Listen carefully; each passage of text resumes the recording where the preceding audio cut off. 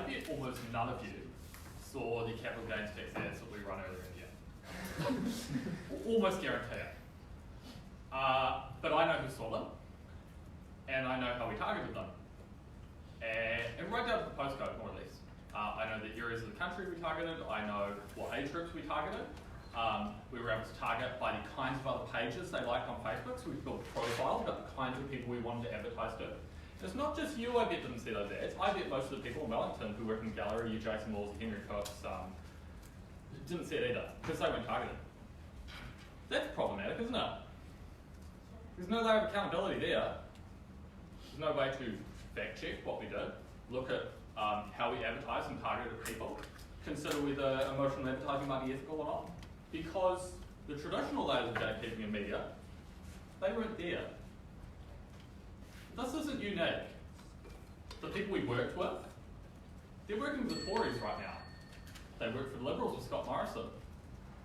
And it's not just the centre-right. Jeremy Corbyn's using similar organisations, similar companies to spread lies about the NHS on social media.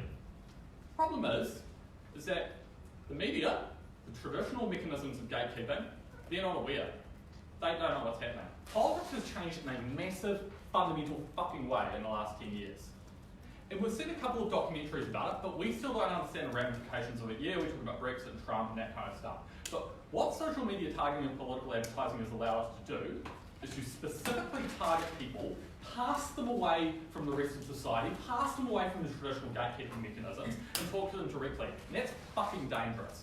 Two problems at opening government. Firstly, the spread of fake news, and secondly, the destruction of the local. What do we prefer? We prefer releasing information and campaigning with the fourth estate as a traditional gatekeeper. It is significantly better that you see a BBC article about Labour's NHS proposal rather than ominous videos with Donald Trump in the background spread by the Labour Party campaign account to voters in Great Grimsby that Laura Koonsberg in Westminster never sees.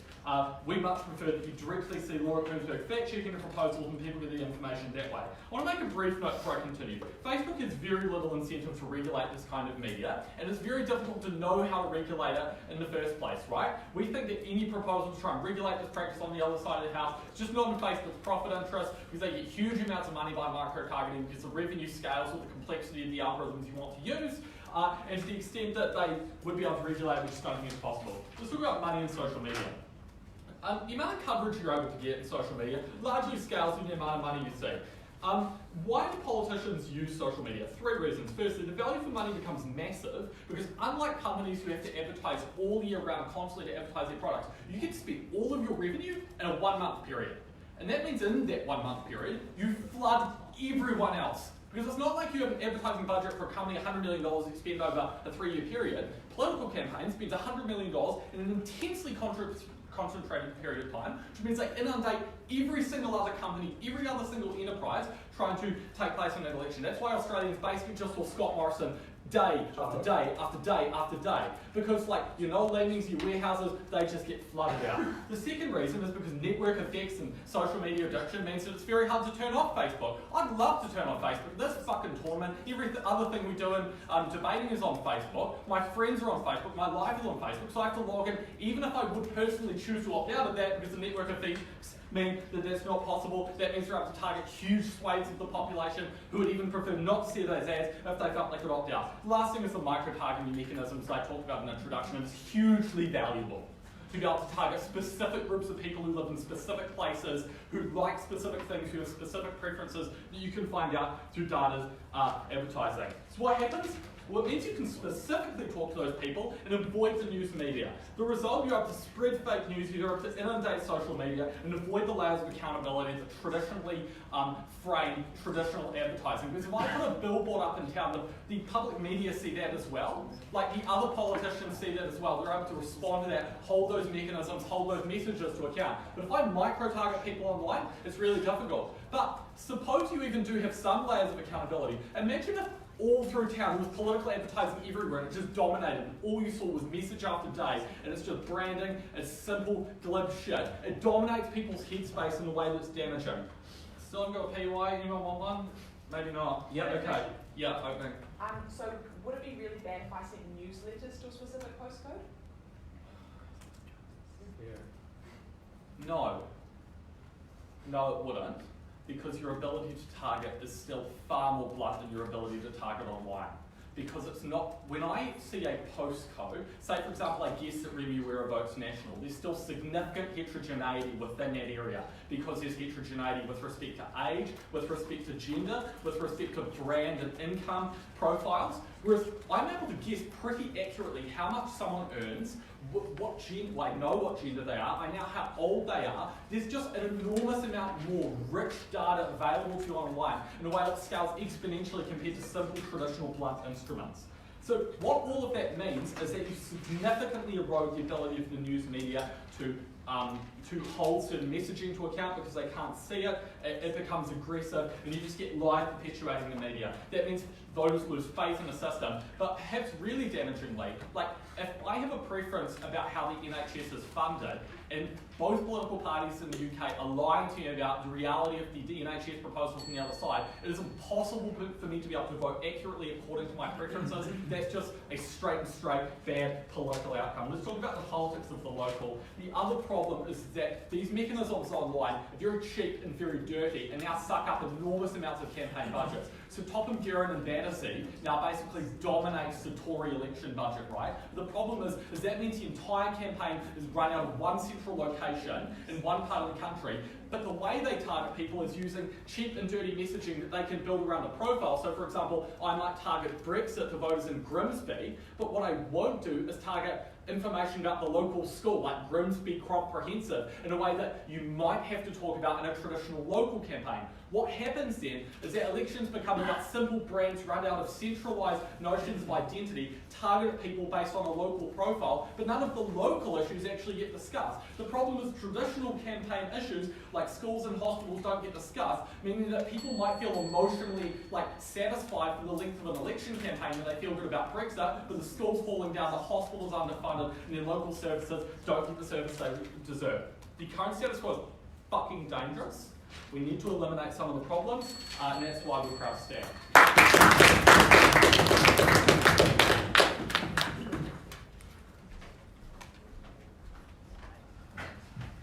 like to thank the speaker for his speech and invite the leader of the opposition.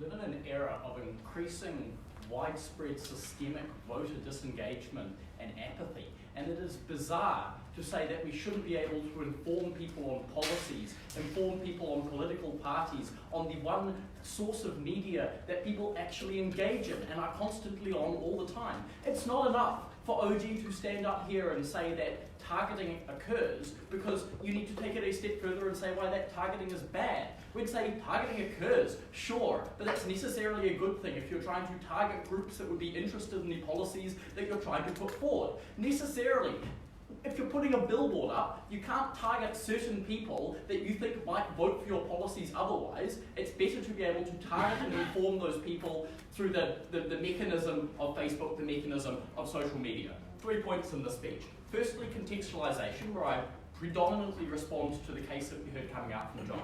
Secondly, promoting voter engagement, the core crux of our case, and what we think we're going to win on. And then thirdly, stealing from the back half, chilling effect on free speech. No. All right, let's talk about contextualization. The point to note here is that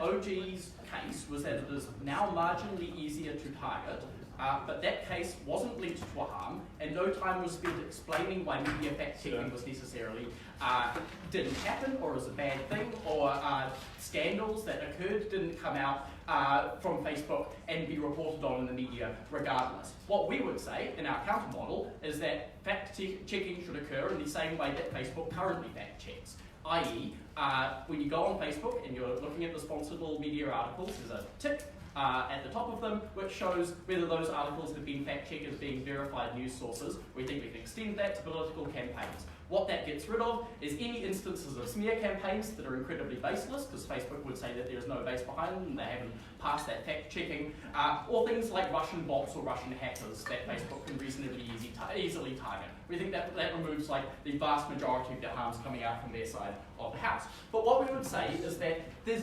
there was no notable difference on their side between something like Facebook or something like putting a billboard up that emotionally manipulates people in a particular suburb, other than the degree of targeting. What I'm going to go on in my second point is why that targeting is necessarily a good thing, but we need to hear comprehensively from John why it's any different to sending a newsletter, like Grace said, to a particular postcode. If you're sending to those particular postcodes, or if you're targeting people, at best for their case, the change is incredibly marginal or non-existent, because you know that the people that you're targeting already feel that way, and that's why you're targeting them for that reason. So we think that their case falls for that reason.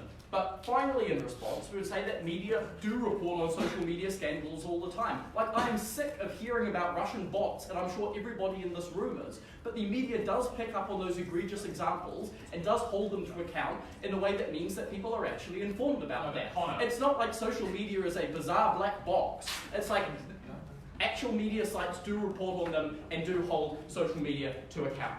All right, now that we've dealt with that, let's talk about our case. So promoting voter engagement. Firstly, why is this important?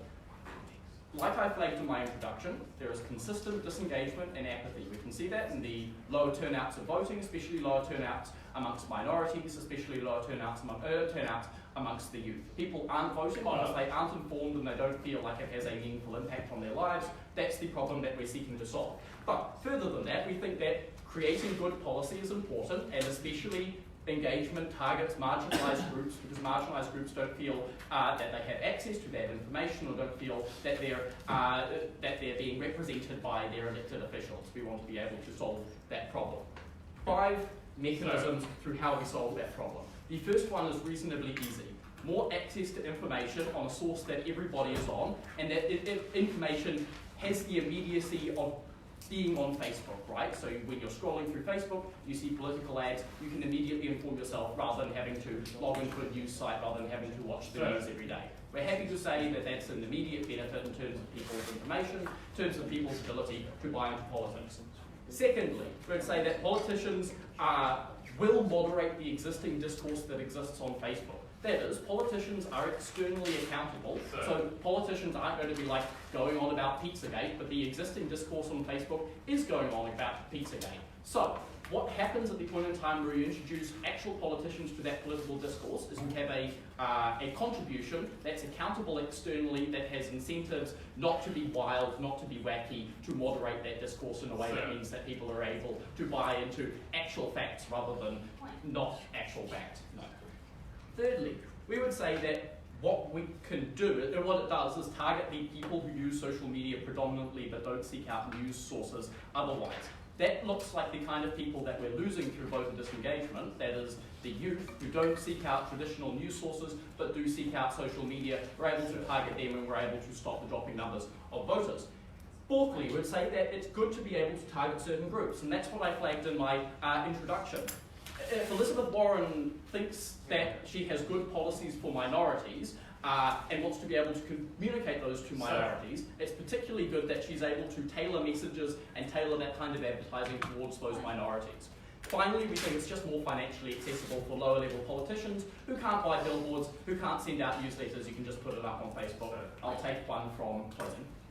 As long as Facebook is making millions and millions of dollars from the Democratic National Convention, why would they ever seek to regulate that information in the way it used to? It's great, because Facebook isn't the only example in this debate. There is a free market of competition that exists between Facebook and all other social media sites, basically. So if Facebook only takes money from the Democratic Convention, I suppose like Twitter exists out there that can like even that one out, and people exist across a range of platforms at the moment. What we would say with the material that I just presented is that it is going to be the most important material in the debate, because Facebook and social media uniquely have that reach, uniquely have that engagement, and uniquely have that targeting. So you're able to reach those people in an important way. Finally and briefly, we think the chilling effect on speech is particularly bad because it's unclear what is and isn't political content. That is, an anti-abortion ad may be political, may not be political. But we think Facebook as a corporation is prone to being overcautious in the way that it has in the past, prone to being risk-averse. Principally, we ought not put free speech in the hands of technocrats, but we think practically it has a chilling effect of discourse when Facebook continually takes down those sources of news, those sources of discussion. Incredibly proud to oppose it.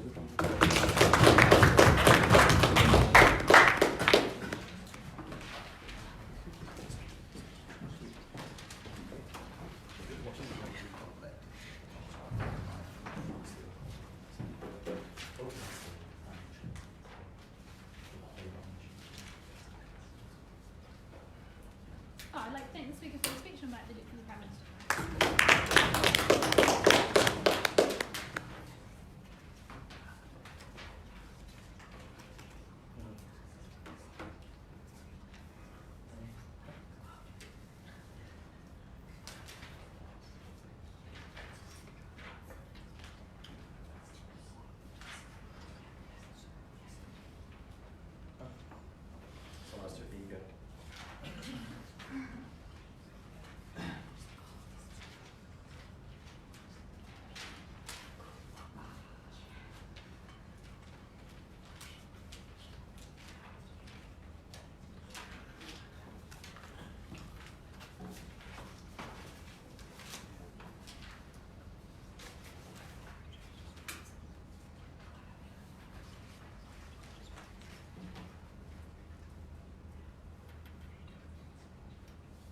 Donald Trump did use social media to target disenfranchised groups in the 2016 election.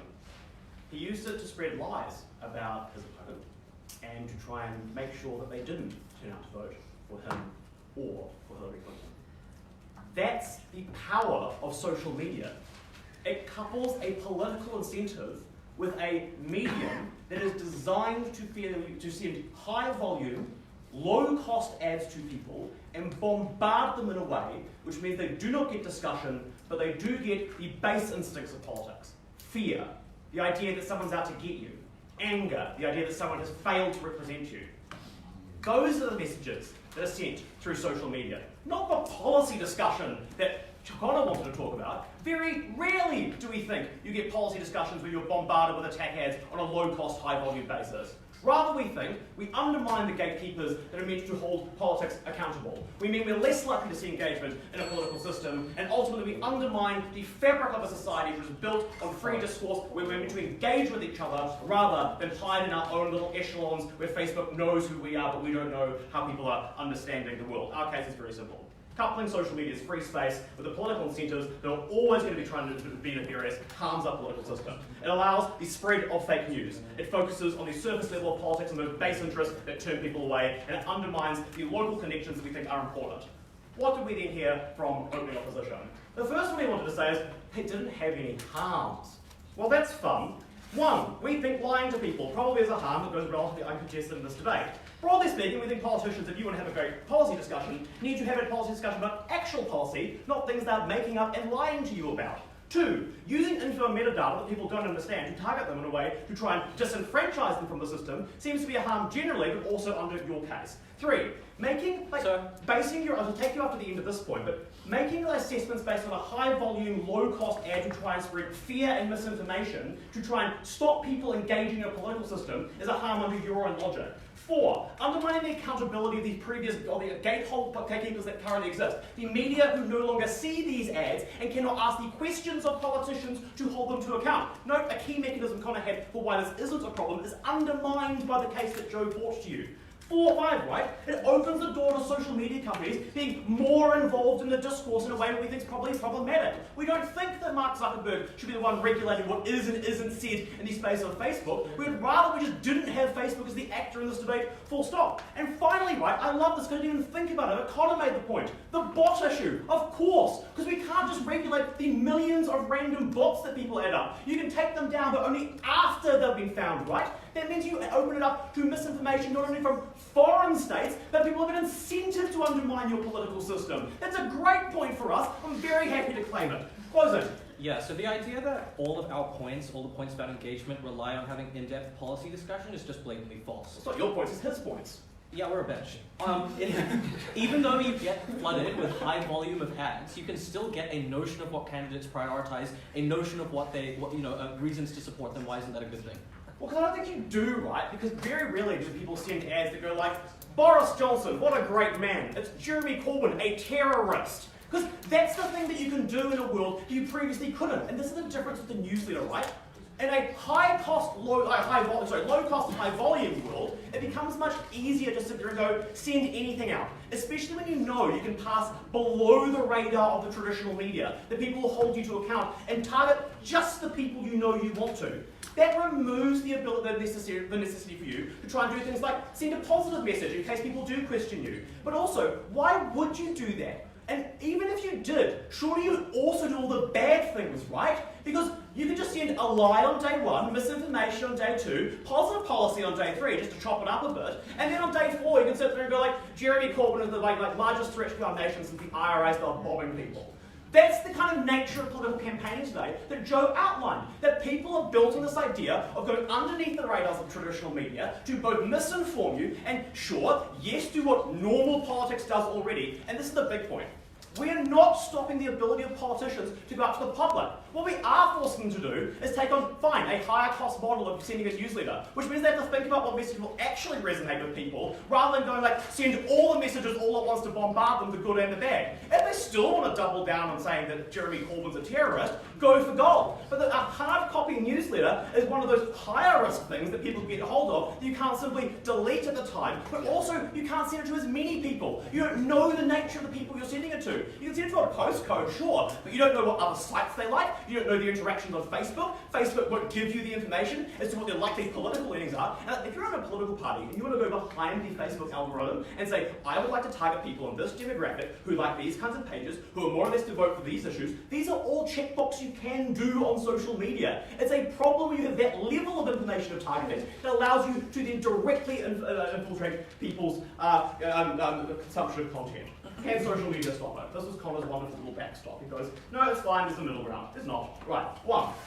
Why is it not? I just don't think they can, right? The sheer volume of things that you have to sort through becomes a problem. And Joe did talk about this and wasn't responded to.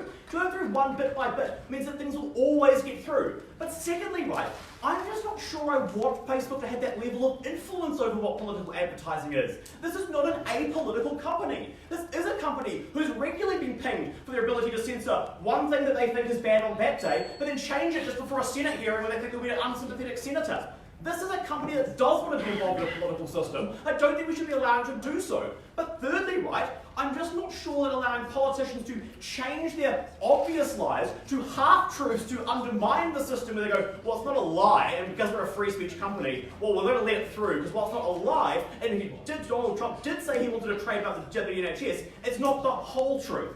That's the kind of thing that you get in the best case scenario of regulation, Connor.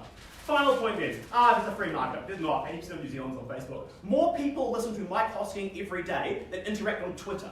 Like in New Zealand. That's just not a free market. Facebook is almost a monopoly when it comes to political advertising. Twitter was like, we're shutting off our political advertising. Because they didn't get any, right? It wasn't a big claim. It was because they didn't make any money off it.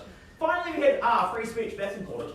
Like, surely that's a harm principle, right? Like, sure, free speech is important, but the alternative is a world where we still have a policy discussion, where people are engaged. The final thing I want to say here, just as the bell goes, is that I probably think the result of people have been turned away is because we're finding more ways to turn people away. We're trying to turn them away, and we're allowing Facebook to be the tool we use to do that. If you want to stop and have a better conversation, let's stop Facebook being the one that involves us.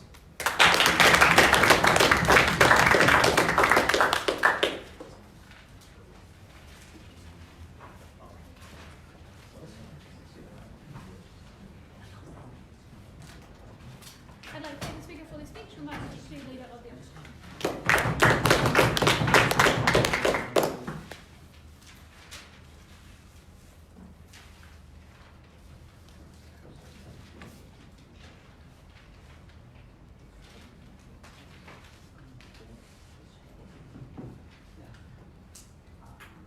Trump didn't run a guerrilla campaign that was solely on Facebook and Twitter.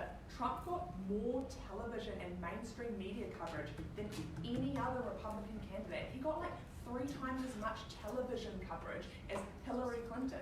But that television coverage wasn't like Donald Trump all hail. He was being continually fact-checked. The vast majority of established media was being like, this dude's whack, he's lying, I can't believe this is happening in politics. If anything, voters would have been bombarded by established media outcrying all the lies and bizarre tactics he was using in his campaign that were thus far unseen in American politics. Social media is not the problem and is not distinct in this debate from any other form of media politicians used to campaign on. It does not explain Trump's election. The problem with OG's case is that they have problems with targeted advertising, with the way politicians don't campaign on policy and too much on identity, but they do not tie any of that to social media specifically, and I will prove to you that they have not done so. Okay, let's attack OG and then prop up our case. Okay. On is there a difference? We have this primary assertion from OG that comes out that says because it's low cost, it's low quality, shitty advertising. By contrast, if it costs money, we put more effort in. Let's just attack this premise on the start. Firstly, presumably even in the absence of political advertising, you could still target very specifically. You could also still just pay Facebook for the data to help you deeply understand your base and send newsletters out. But also you could do the things that politicians have done forever, which is do incredibly detailed surveys and find out which voters in which income bracket and which ethnic groups and which level of education support your policies and target those people for traditional ways or traditional policy. So what I'm saying, the point is there, you can be equally targeted, which is to say you can be cost efficient with traditional advertising anyway. But on their premise, right, they say because it's cheap, politicians just put out shitty bombardment stuff. But presumably you're still trying to be cost effective, right? Why do we assume that because it's cheap they're not trying to produce high quality advertising that is extra persuasive? That is just a bizarre assertion that the politicians like, it's cheap, so just call Hillary Clinton ugly. So deeply assertive there. Right, let's look at media and accountability, because the very simple premise of OG's case is that it's super targeted, so it's hard for the media to see it. Because media accountability works so well. That's why Donald Trump didn't get elected. Oh, hang on, my bad. Okay, let's look at this. Deeply overstated the efficacy of media accountability in politics. Firstly, media accountability on politics generally only works at a national level, which is to say mayoral races and statewide races do not have the media buy-in to fact them extensively.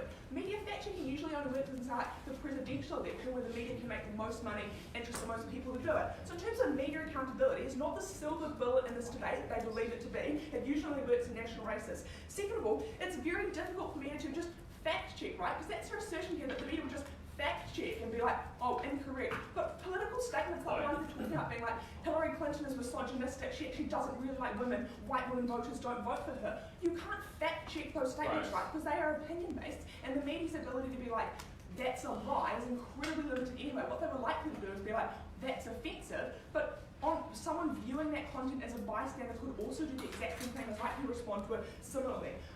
Note, our model was that you could just go, this is a verified campaign, or this is not a verified campaign, and voters could then make their own decisions on that. What I then say is, like, the problem with it being so targeted is if there's egregious lies, those things would never come out because the media doesn't see them. But first of all, we know that they do come out, right? Because people whistleblow all the time. Pete Buttigieg, who's a Democratic presidential nominee, put out an email newsletter targeted to African American voters using a stock photo model of a model from Nigeria, who is very clearly not someone who will be helped by his domestic policy in the United States. That was whistleblown by those voters, despite being highly targeted at them, and came out in the media, and he was made fun of it for that. So those stories do come out, right, because the media has an interest, and people whistleblow all the time. But firstly, what would the media do, right? The example we heard from Joe was that the taxpayers union would target people who really, really hate tax. Why was it so necessary that the media come out and be like, by the way guys, the taxpayers union's campaigning about tax, against tax? It was unclear that posed some massive public benefit on their side of the house anyway. To further attack this, right, let's talk about the comparative model of accountability, because you may be sitting here wondering, going, I don't want people to run wild like cowboys. But let's actually look at this, right. The best form of accountability is other politicians. What they said here was they're looking at incredibly targeted areas, right? Presumably, if you were a Republican and you were literally targeting your ads at a group of people who would never, ever vote Democratic, the harm in this debate of those people saying a lie about Hillary Clinton was literally non-existent because those people were always going to vote against you anyway. So the harm at OG is just like minusculely small. By contrast, what we say is more likely is that in most areas, with most groups of people, even African American American voters, many people consider votes a homogenous bloc. There's far more heterogeneity than you're targeting either largely conveyed. And in those areas, it was inevitable that other politicians would presumably be also vying for those people, right? The harm in their debate can only accrue if swing voters are swayed a particular way by this biased messaging. But when there was a potential to sway voters, i.e. where there was genuine competition, other politicians would be in those space fact-checking. And that was likely to be far more effective than the media, who could only say, we think that is offensive. By contrast, politicians provide a counter-cultural claim. I'll take Ailidh. The primary invention of social media targeting politically has been to find voters who didn't vote and convince them that every other person and institution in society is so evil that they have to start voting. Don't you think that's damaging for our social connection with each other? No, because you're right, it is upsetting awful messaging, which is why a lot of politicians try to frame positive messaging in a positive way. No, by the analysis I just gave, where there's usually competition, a race to the bottom is far more negative and encourages voters to not turn out. By contrast, positive messaging where we compete without a party would probably be more successful for you. Right, I think I've demolished OG because their media accountability thing is just entirely overstated. Too late. Right, okay, on our case, what did we present you? We said massive voter apathy, reaching people where they're at, given that it's not very different from other media, is a really good way to do that. The unique benefit of this in this debate is that we get people to vote. When people vote, they get policy which improves their quality of life. A substantive benefit coming out from a vote. Right, so the model is that we, you verify the campaign and people can make up their own mind. Clearly less financially preferable for the Facebook to totally ban it, right? There's clearly an incentive for Facebook to getting this revenue, but they'll be willing to participate in our model. On their model, they have to give up literally all of this revenue. The benefit of this, right, is that we could get people to care about politics in the same way that traditional target advertising is good, where you can tell people, here's a positive message to try and create for your party, here's for your community, you can reach people with that messaging, and that is particularly good. You can do it on a platform that is easy to engage with, right? So people can ask Alexandria Ocasio-Cortez questions over Facebook Messenger, but they might not be able to go to a town hall event because they can't get off work to do so. There's massive accessibility there that provides accountability. No, if we can reach people, we can tell them the specific groups of people that they have heard, that we are doing things for them, they will vote on that and their lives get better. That is the benefit we bring with OO.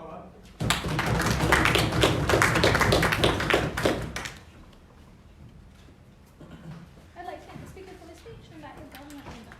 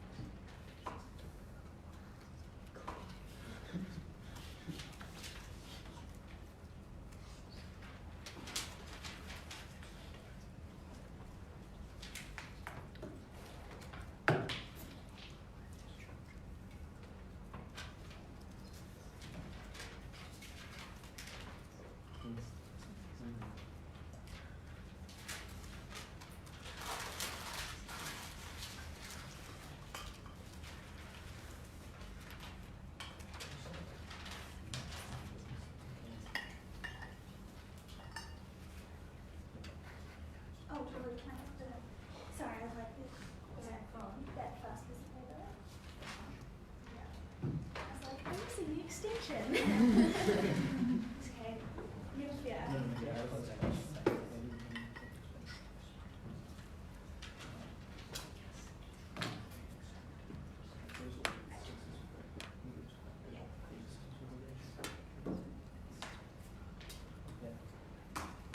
Our contribution to this debate is going to be clear and simple, although I will tell you that we're going to try and thread a very slim needle a little bit. Our primary contribution to this debate is going to be to tell you two things. Firstly, why paying for it matters, and this is a distinct kind of political problem to the generic harm of political speech on Facebook and online, why advertising specifically is a harm, And the second thing that we're going to tell you is why the kind of micro-targeting that exists creates two separate spheres of political engagement that harm us culturally. But in addition, we're also going to contribute something missing from our opening, which is an observation of what this would actually look like. What we support is for large-scale media companies like Facebook and Twitter to collectively come to an agreement to stop running political ads. These are largely large men who control everything. We think they could just agree to do that and to go to the US Congress and to ask them to regulate them and to provide them with a framework for what political speech is and what would and would not be included, such that other companies could not emerge to outcompete them. That solves a lot of the issues that we hear vaguely from this bench about, well, what is a political ad and what isn't a political ad, and should Jack Dorsey even decide any of that? We think that that's a clean, simple thing and something that they will all abide by because it alleviates the primary harm that exists in the debate, which is the economic competition between those platforms and other platforms there. So that's what that looks like. Then, now I'm going to tell you why paying for it and advertising really matters. So, the important piece of context to understand in this debate is that social media platforms receive less money for advertising per each eyeball than traditional media sources because they are less successful advertisers. We in debating often think that micro-targeting is so highly successful as a turnaround rate, but in reality, people pay much more for an ad on a television network than they do for an ad on Facebook. And the reason for that is because people are generally speaking less engaged when they're scrolling through Facebook, they're not watching with full attention. What that means is that the economic incentive that exists across all of these platforms is to provide the least regulated advertising platform possible in order to outcompete those places. So that means that whilst TVNZ has a relatively high standard for the political advertising that they will accept on their platform, or the New York Times has a relatively high barrier because they have a reputational harm that exists there, and because they are large-scale companies that can afford to tell these kinds of large buyers that they need to act reputably. These social media platforms have to compete instead, not on the quality of the platform, but rather the inequality of their advertising capacity. So that means that there is a collective action problem that exists in this debate that only we solve. Ultimately, what that means is that these companies will continue to try to allow people to have the least regulated platform possible for as long as they are accepting money, because the people who are Facebook's real consumers are advertisers, not the users of Facebook. That's why OO's entire mechanism for how they're going to solve this problem falls out of the debate, because for as long as all of these companies are competing with one another for a stream of revenue out of that pocket, they will never effectively regulate, because all of those companies just say, well, unless you let me say more outrageous things, or unless you let me micro-target more efficiently, or let me get away with things that are less true, I will just take my advertising dollars to traditional media sources. That's a threat that they are always vulnerable to, and that's a primary reason why they fall out of this debate, because they're never going to be able to get the accountability that they say that they want to should. Yeah, Grace. Don't you think that the Facebook's biggest advertising customers, like the Democratic National Convention, would prefer it if Facebook banned weird Russian bots? No, because they would prefer it if they banned weird Russian bots, but not if it comes at the expense of them being unable to target effectively on the platform. And the two things exist in coalition with each other, because the DNC relies on the capacity for their own other niche organizations to micro-target about how Republicans are trying to stop everyone from voting very aggressively in highly specific places. There's a symmetricality there. Okay, secondly then, I'm going to extend here by telling you about what the other specific differences that exist are between the two media platforms, which answers the question at Grace. So the first reason is that I already told you. Secondly though, we tell you that you exist across jurisdictions, such that it's very difficult to regulate speech effectively. That means that even if in individual places you want to regulate speech, it's ineffective to do so because of the Russian bots problem, etc. So even if the DNC is please regulate us, the US government is simply not able to do that effectively without the buy-in of all of those major companies otherwise, because people in other jurisdictions simply buy out. But finally, we're going to extend on the micro-targeting material here to say that every person watches the same 5 television networks, right? Like, there are really only 5, and if you're watching one, you're fully watching it. Every single person's experience of Facebook is different, so the degree to which you can micro-target is so astronomically different. That means that you can do things like target ads about babies in the NHS dying to women who have recently had babies or who have recently miscarried. That level of emotional manipulation is just unparalleled in traditional media spheres, where you are targeting like all people between the ages of 25 and 48 who are watching The Big Bang Theory on a Saturday night, because that's the other primary media target. So what that all means is that this is a media sphere in which there is a high degree of misinformation, disinformation, and lies that mean that people are not making effective choices and they're not being informed. Ultimately, what happens as a result of that is that in the long run, voters are turned off from engagement, even if in the initial short term there is a higher turnout, because people realize that they have been lied to, they realize that there is a systemic rot within the political system, and they are unable to discern what is true and untrue information. So the deteriorating health of democracy is a direct result of this pivot forward. But finally though, we tell you that in particular, all of the benefits that exist on that side of the house with regards to targeting people for turnout rely on the fact that those people are only seeing ads and that they are not people who view other forms of political speech on Facebook. That means that there are people who are exclusively seeing the perspective of paid advertisements and who have no other fact-checking mechanisms that exist. Because if they did check into those other, like if they did subscribe to the New York Times, then there's no benefit that they get additionally from political advertising. So there are people who only view political advertising, so they only see the least regulated speech, the most hyperbolically emotive speech, and that's the most persuasive form of speech, so they believe that over the fact-checking if they do come to the fact-checking later. That's why we're going to see that.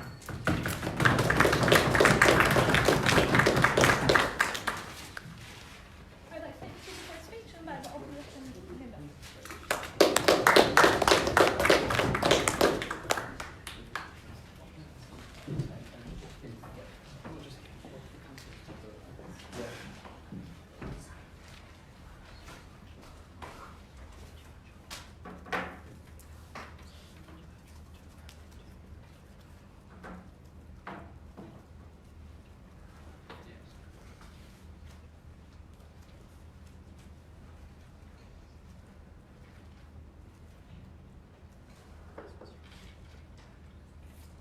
Everyone in this debate agrees that political advertising on social media is an incredibly powerful tool. From opening government, we heard it was a tool for bad. From opening opposition, you heard it was a tool for good. What do you hear from closing opposition? Because the definition of political is something that is inherently incredibly flexible and difficult to define, it becomes an extremely powerful tool that is reserved for only the dominant frameworks that currently exist within a society, like capitalism. When Saudi Aramco and large automobile companies can pump advertising towards thousands of people, convince them that their products are not in any way responsible for awful actions, but Greenpeace is unable to put an ad challenging climate change and putting blame on these companies for those actions, you have a deep, deep problem. It follows that I'll explain to you, in my extension, why it entrenches the currently already powerful, both ideologically and people like the Catholic Church, who don't rely on social networks to propagate their propaganda, for example, and why social media is so important for gay marriage in Ireland, and also talk about why one of the only places to ban political advertising is TikTok, which is owned by the Chinese government, and the reason why they ban it is because the status quo and not having any political discourse on those things is something that benefits them enormously. But before that, let's just deal with, can we regulate? What is the comparative we stand for on this side of the debate? What we heard from the government bench is that, there's a profit incentive not to regulate. Like, sure, maybe there's some free market effects, as you heard from our opening opposition, but what is much more important, and maybe I misunderstand debating, but it's just in our fiat to say that, like, companies will regulate this behavior. Like, if you can stand for banning a huge amount of profit goods on your side of the house, we can also say that Facebook should stand up and regulate it just based on our fiat within the debate. It's a comparable policy. It's a policy that is just as difficult when you're going through and banning, like, lots of different advertisements, and we don't understand why it's not something we can just claim in this debate like you can claim banning. But more importantly, when you ask the question of can you do it, there are three important things to take into account. Firstly, they're already putting into place an architecture that allows to remove all ads that are considered political and judge whether all ads are political. To the degree that you can do your thing, we can also do our thing, because the scale of the work you have to do there is also quite comparable. Secondly, the media is becoming much more aware of the types of manipulations that are happening. That's why the New York Times released a piece about the fact that companies were targeting to Jewish and black customers in a different way. It became a huge media furor, so they're no longer just the shielding effect that they were saying means you don't have political discourse about whether or not these ads are good enough. But finally, remember these social medias are currently in place of putting together regulatory frameworks to stop things like racism and death threats on their platforms. They're already engaged in a huge amount of moderating and content, and this is just adding one step to a process that is ongoing. We don't see why it was made such a big deal. And here's why I think the opening government, the entire government bench really hamstrung themselves. They're like, you can't regulate the bots. What do you think these bad faith political actors are going to do when you ban them from buying political ads? They're just going to use bots. And for all of the reasons that the government bench gave us, you are now unable to regulate that speech at all. You have all of the same harms because you have them pumped into that particular area, and you just have a migration of the techniques that people use. But what's worse is that you're not only likely to get the bad faith actors like Russia doing it. So remember, Russia wasn't buying political ads. They didn't need to buy political ads to use the Cambridge Analytica Facebook strategy, so that's not really a part of this debate. But even previously good faith actors in the context of banned political ads will likely turn to these types of techniques. Because when in context of increasing polarization, when the Tories want to say the only way to protect the UK from the IRA Jeremy Corbyn is for us to buy bots, that's something that's palatable to their consumers. You break the norms that currently stop most actors from buying bots because it looks bad and forces them into that behavior, and that has the negative flow-on effects. Unfortunately, this also deals with a lot of material that you get from closing government, because companies we think will still buy speech, they'll just do it through these ways that your opening government said was impossible to regulate and pump it through everything else, and you are bound to that as well. Do we have a POI before I get to our extension? Yes. You introduced by saying that the definition of political is really flexible and hard to define. Mm-hmm. How will Facebook be able to figure that one out? I don't think they'll be able to do it, which is like an exact my extension. Okay, what is the principle? So I think this debate, our extension, brings up 2 points, both principle and practical. I think it's bad for the government to ban political speech in the same way that I think it's bad for companies. And I was going to be really smart and say, for all of the capture effects that the opening government wants to talk about, that's also why we should treat large social media entities as a pseudo-governmental body that can't be bought out of easily. But then the closing said, we're going to explicitly have the government put this in place and regulate speech, so we think it's bad for that reason. Why is that a problem? Because we think there's a gray area of what it means to be political. And I know this is just bait for the 3 judges that I have, but I know you've all done equity. I know you know the Court of Appeal case about whether Greenpeace is a political body. You know that it's incredibly difficult to define what the boundary between something being political and something isn't being political. So what happens when you give the arbitrary power to either the government at closing government or the government at or the companies at opening government? Well, we know that these people have entrenched interests. They might want to put practices, like coverage about practices. They may say, that's too political, it's trying to change us. Issues like family values. Is family values a political calculus? They might say it's like politically bad or politically breaches the rule to have a pro-gay marriage advert, but not one that says that traditional family is a good thing that should be helped out. Obviously, there's going to be arbitrary exercises of power, and to the degree that I know opening government loves free speech and loves the state not having overpower, I think we should apply the same metrics to the way that these companies operate. Let's go through 3 key examples of how we think this is bad. Firstly, said in my introduction, capitalism is something that is entrenched, endemic, and when you stop using political advertising, you are never able to challenge that narrative and bring it out to people. All of these companies will still be using their non-political advertising to push a political message, but because of the way that politics is defined, we will not consider that the same thing, which stacks the odds in their favor away from things like climate change towards things like large oil companies. Second, organizations. The Catholic Church doesn't rely on social media to push out the idea that gay marriage is immoral and evil, and that's what they did in Ireland. The only way you are able to have a similar network effect is if you buy that network effect with things like social media, because the pro-gay marriage movement just didn't have the same networks as the anti-gay marriage movement. So obviously you are not only entrenching dominant ideas, but you're entrenching dominant networks that currently exist. Third, status quo problem. We think that China really likes the fact that there's no political discourse and that social media is like a politics-free zone. That's why it bans political discussions on TikTok, the social media company it owns, operates, and actually subtly uses this for its own propaganda purposes. You are just buying into that status quo bias when no one can call out China on TikTok in the domain that they are most eminent in. Why do we beat opening opposition? Final thing I'm going to say in this debate. Because the engagement that they wanted to bring was pretty abstract and was difficult in the context where you have bad faith ads and good faith ads, as was told by the opposition. What we do is we hold truth to power. Large companies and government want to convince you that the war of ideology that is going on is actually peace. We should not allow them to spread that narrative.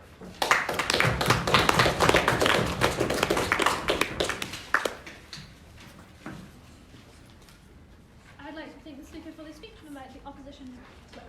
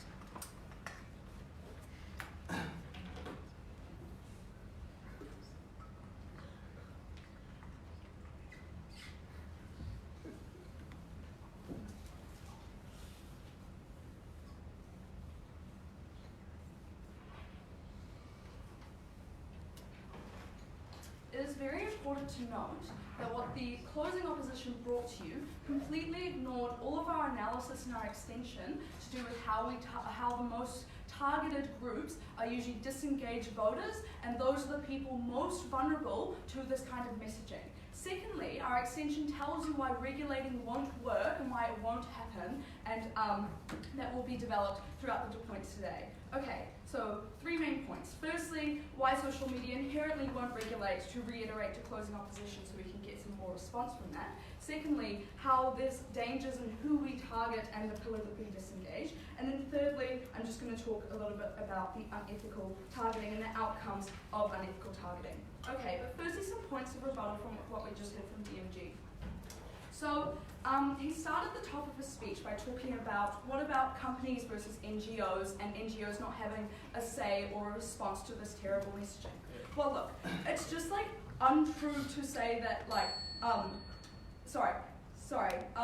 it's just untrue to say that publishing climate change is untrue as in political ads. We can have legal frameworks that emerge from this, okay? Second response is that we can still stand for regulating other things. We can still stand for regulating companies' ads for truth and untruth. Thirdly, they have to stand not only for, whilst we have to stand for just dealing with the grey area, they call it, of regulating what is political and what is not political, they have to stand for regulating what is true and untrue. This is a much greyer area that they have to defend, because we tell you that there are systemic reasons why social media will let the untrue slip through even when they regulate, because it is more profitable for them to do so, which I'll develop in our extension. Secondly though, they said okay, regulation is just as difficult. To ban everything will just be really difficult to do. Look, what we see is that if you have daily meetings with your clientele, and let's note that the clientele of social media is not the users, it's the payers who actually prevent them from having net losses each year. So when you have pressure from your daily meetings with them to constantly try and slip through some more things, it's much harder to try and push a little bit more each meeting to let them have less, being less bad basically. It's much easier to just take a hard final stance and say, this is our position, the government sanctioned it for us, so we actually don't have any choice. Sorry about it, the government sucks, I guess. We prefer that world rather than depending on Facebook and Twitter and so on to just slowly try and push through all this stuff. Okay, let's talk about our mechanism we brought to you in extension. Why social media inherently won't regulate. Okay, so firstly it's important to note that we've already seen from the history of Facebook with all its Supreme Court or political inquiry meetings and everything, that they tend not to A, regulate lies, but B, they tend to definitely not, and especially not regulate paying lies, right? Because ultimately, what we describe to you is it's practically like a sort of monopsony where we are, these social media platforms are competing for buyers because that is their clientele. It's their only way to generate income, and so if they let go of these customers, that means losses. Now, we brought you all this new analysis of how TV has people more engaged, it earns more money because people spend more time on it. You know, like when you're watching a show, you're actually like watching a show, right? When you're on social media, you're just scrolling through, seeing 20 posts per minute. And so your Connor said, okay, there's a lot of competition, yay, the free market. Yes, but it drives it to the opposite effect, because the only competitive edge you have as a social media network is to be less regulatory, right? Because the competitive edge of social media is that, okay, our users are less engaged, but we're not very regulatory. We let things slip through, right? That's the competitive edge. And so when they say like, oh, Facebook already fact checks, they will never do this adequately because they want as many buyers as possible. That's why when AOC grilled Facebook, they just would not directly say they would ever regulate anything. That's why we need things like political intervention, because Facebook will never be able to adequately remove this otherwise. So let's say like Facebook does give in though. Let's say that they somehow solve this collective action problem and they're like, okay, we'll regulate now. Now the competition for Twitter and the incentive to Twitter is to be less competitive than that. To be less regulatory than that, so that they can actually be more popular than Facebook and drag all their buyers. That's why our mechanism is basically foolproof. Okay, yes, over there. Why would the DNC, probably Facebook's like one of their biggest customers, want to use a platform whose users do not care about politics and are just as influenced by bots? Okay, so I have a whole point on that and how actually the target is most to those who are not engaged in politics because they're so easy to recruit, and that's why it's dangerous. I'm about to talk about that now. So we say to you that the Republicans are not targeting Republicans. They wanted to talk about how like it won't even have that much of an effect because like they would vote Republican anyways. That's not what they're targeting though. That's not the world we live in. They're targeting the politically disengaged who are then called, like effectively recruited and called to urgent action because these evil Democrats are otherwise going to win, who are just incapable of governing. That is the most successful way to gain voters and to gain your ends of getting people to vote for you, right? And so the outcome of this is that the people being targeted know no better. They don't even buy into this. It just gets thrust onto them. That's why it's different from the postcard, because like you can just throw away a political letter, but something that's showing up on your feed every day as OG characterized to you is unavoidable, and they have, because these are the people that are generally not politically engaged, it's the only framework they can then launch off of. It's all they know about an issue, right? So there's three things here. Those who don't usually vote are easy to recruit as A, they have no other knowledge, B, they're least engaged with facts, so they don't actually know the context, and C, they're now forced to engage with them, right? And so that's why we see that at least this terrible polarization, where you have basically people living in two political realities which are spanning further away from each other. It's why we see that with every election, there's bigger and bigger swings between Obama and Trump, now Trump and Warren or Sanders, because such polarized because of this micro-targeting that's so dangerous, right? And that's because people are told, turn up to the polls, even though you didn't before, because otherwise evil like Elizabeth Warren will get it, okay? So that's why we see that this new material we brought you on how it increases intolerance because of this mechanism for profit incentives means we must ban to solve this collective action problem, because A, it would never happen otherwise, and B, the effect of that is we literally destroy like the political framework even more, right? We get intolerance, and that is urgent because it means that otherwise we can't eliminate this competitive edge, and that is why we win the debate.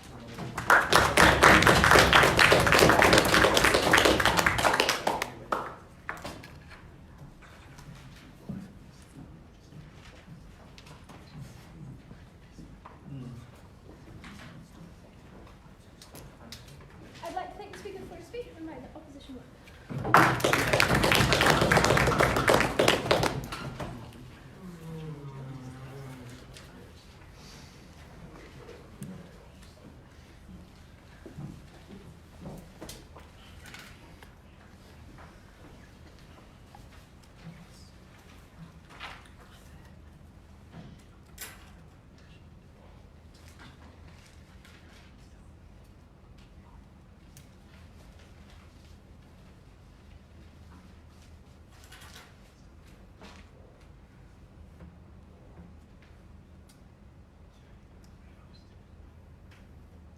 think that the tightrope act that was this entire time government bench's case has finally fallen on its face. And I think we realized very early on in this debate that the case we got from particularly opening government, but all of government bench, was incredibly precarious and not based on any reasonable sort of logic that a person could follow. And this became clear, I think, when Grace asked her very first POI about why it was that targeting through traditional means like newsletters was so much worse, or was not so much worse than the kind of micro-targeting that goes on online. And I think that that really undercut a huge amount of the benefits that that side entirely wanted to talk about. I'm going to make that clear in my speech. I'll talk about 4 things. First, I'm going to talk about misinformation and accountability and the comparative between traditional media and social media there. Then I'm going to weigh all of those harms that essentially government said would occur with regards to misinformation and lack of accountability against the benefits that all of the op bench had said you get from micro-targeting. So things like reaching people who otherwise would not be politically engaged and getting benefits for a vulnerable group of people. We think that's obviously more important than the harms that I just don't, not standing at the end of this debate. After that, I'm going to talk about why money doesn't matter as much as Ailidh seems to think it does, and why that extension doesn't work in this debate. And finally, most importantly, I'm going to talk about our extension, why the presence of political ads is actually necessary to combat the global problems of the future of the next few decades. So first, let's talk about misinformation and accountability, the comparative between traditional media and social media. The case that we got from opening government was that traditional media is pretty good, it is pretty accountable, you can trust what you're listening to on there. Social media is the complete opposite. There's no way to make sure that the information you're getting is correct, and more than that, misinformation is actually incredibly prevalent. I don't think they were ever able to respond to the responses that we gave, or that opening gave, and we continued, to that material, which was casting a lot of doubt on how much faith you should have in the accountability and the correctness of traditional media. So, Grace's arguments about how that only applies at the national level for presidential elections, and how accountability for local elections and for most of the reporting that goes on still stands at this point. And the impact of that is that the alternative that they were trying to stand for from the very beginning of the debate does not achieve benefits to the same degree that they thought it would. More than that, though, we think that we gave you good arguments as to why we can actually trust social media companies to regulate and fact check in a way that is at least sufficient and prevents the biggest harms that they claim are going to manifest in this debate. So that looks like things like what Daniel told you, that actually right now social media networks are already incredibly engaged in monitoring the sorts of conversations that go on and trying to cut out certain forms of material. We think this is not that drastic of a step beyond that. I'll take opening after this point is done, so give me 2 minutes. And more than that, just the mechanisms that social media companies have adopted recently to try and address misinformation are actually really effective at combating things that they have problems with. So for example, the blue tick that Connor talked about, that is a way that doesn't require you to parse through every single article or post, but still conveys information to people who are looking at those posts about what they should trust relative to other things. These are all things that address misinformation and address the accountability problems that that side has with social media. Yeah. So the cost of allowing Greenpeace to spend its meagre budget on social media advertising is that every oil-funded NGO, every other NGO funded by big money in politics, gets to spread their advertising on Facebook as well. Who is likely to win that argument? The big money oil NGOs or Greenpeace? Right, so I get the point there, but the problem is that without the ability for Greenpeace to advertise on Facebook, no one is ever going to get behind that cause. And when you have that symmetricality of advertising, even if big oil is advertising on Facebook and Greenpeace is, I think you find that most people sympathize with causes that are for the everyman against big oil, trying to deal with issues that we broadly as a society agree are valuable and should be addressed. So that's not actually as big a problem as you seem to think it is. Let's move on then to the flip side, weighing up all those harms that I just told you aren't really going to exist versus the benefits of micro-targeting, the positive case from the opposition bench.